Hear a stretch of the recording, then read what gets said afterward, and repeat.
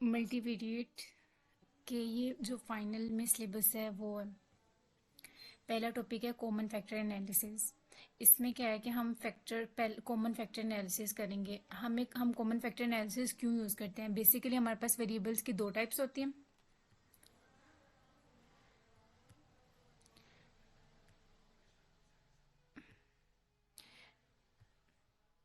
Common factor analysis variables की हमारे पास दो टाइप्स होती हैं। एक होता है मैनिफेस्ट वेरिएबल और दूसरा होता है हमारे पास एब्स्ट्रैक्ट या कॉमन फैक्टर वेरिएबल, जिनको हम कह सकते हैं।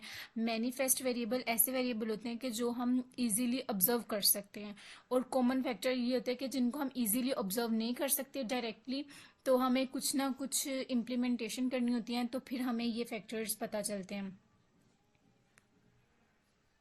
अब ये कॉमन फैक्टर एनालिसिस का थ्योरम है।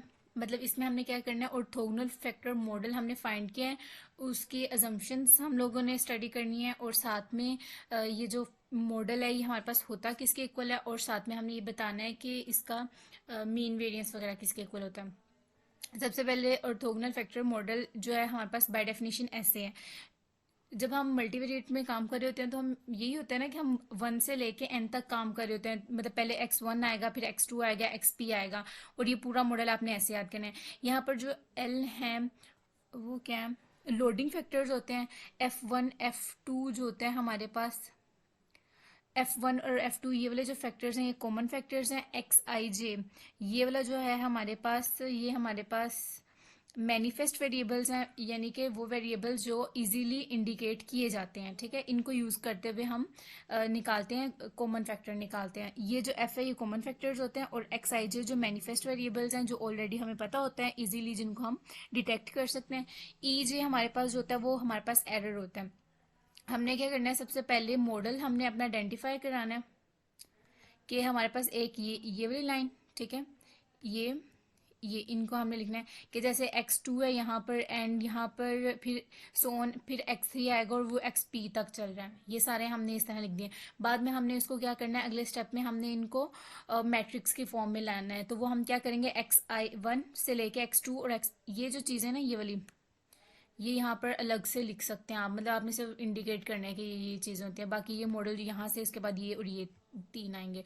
अब यहाँ से इनको मैट्रिक्स के फॉर्म में जब हम लिखेंगे तो वो हम इस तरह लिखेंगे। ये देखें, थोड़ा छोटा कर देती हूँ, एक स्क्रीन में आ जाए।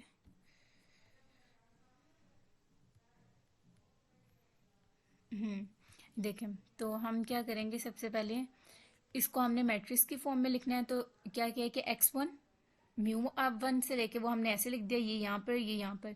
इसी तरीके से इनको भी एक मैट्रिक्स की फॉर्म में लिख दिया। यहाँ पर E1 E2 so on EP तक ऐड हो रहे हैं, इसको हमने अलग से लिख दिया। यहाँ पर x1 x2 xp का वेरिएबल अलग वेक्टर में लिख दिया, म्यू1 म्यू2 म्यू p का वेक्टर अलग लिख दिया।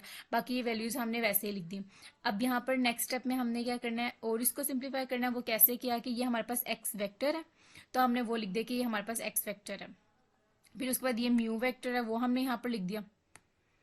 और नेक्स्ट हमने ये जो है इनको अगर हम डिवाइड करना चाहें या इनको हम दो पार्ट्स में लिखना चाहें तो हम इस तरह लिखेंगे, जैसे F1 F2 और Fm में हमने उसको एक वेक्टर में लिख दिया है।